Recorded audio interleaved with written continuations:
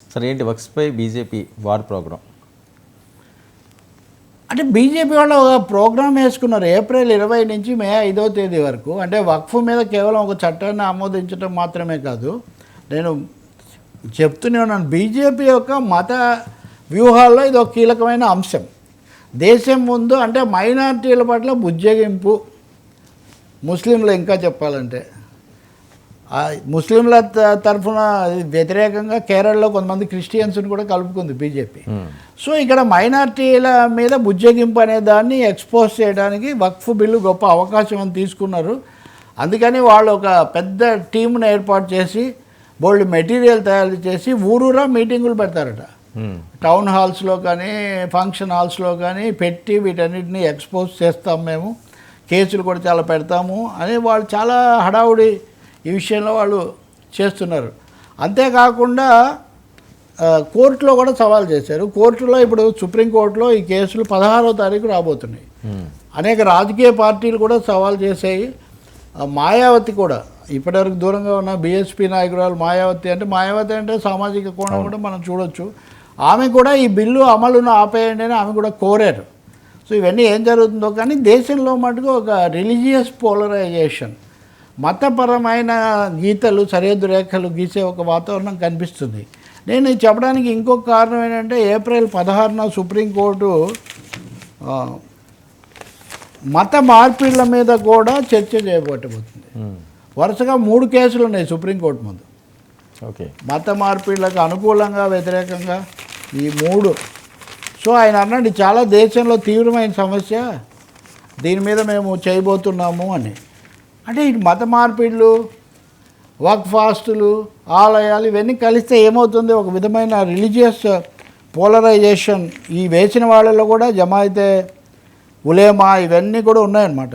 ఇప్పుడేమో ఆయన అశ్వని కుమార్ ఉపాధ్యాయని పిల్స్ ఎక్కువ వేస్తుంటాడు, కానీ ఈయన వాస్తవానికి బీజేపీ నేపథ్యం ఉన్న వ్యక్తి, అనేకం లేవనెత్తుతూ ఉంటారు ఈయన.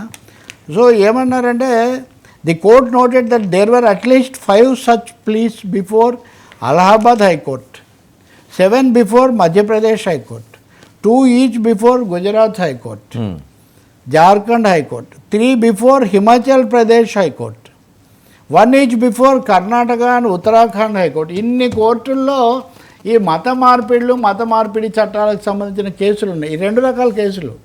ఉదాహరణకు ఉత్తరాఖండ్ లేకపోతే ఇట్లాంటి చోట్ల వాళ్ళు శాసనాలు చేశారు మత మార్పిడిని అడ్డుకోవడానికి. మధ్యప్రదేశ్ వాటిని సవాల్ చేసిన కేసులు కాదు, ఈ మత మార్పిడులు ఎక్కువైపోతున్నాయి వీటిని అడ్డుకోవాలని వీళ్ళు చేసిన కేసులు.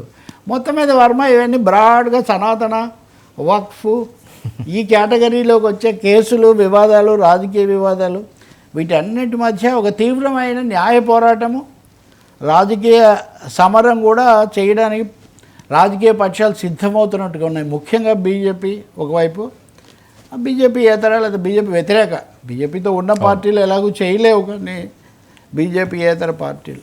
అదే నిన్న మనం అనుకున్నాం కదా, చంద్రబాబు నాయుడు వక్ఫ్ బోర్డులో నాన్ ముస్లిమ్స్ని తీసుకోవాలని ఉన్నా తీసుకోకండి అని కొంచెం అలా ఒక పెద్దరికంగా చెప్పాడని, అది కూడా వీళ్ళు తీర్ణించుకోలేరు.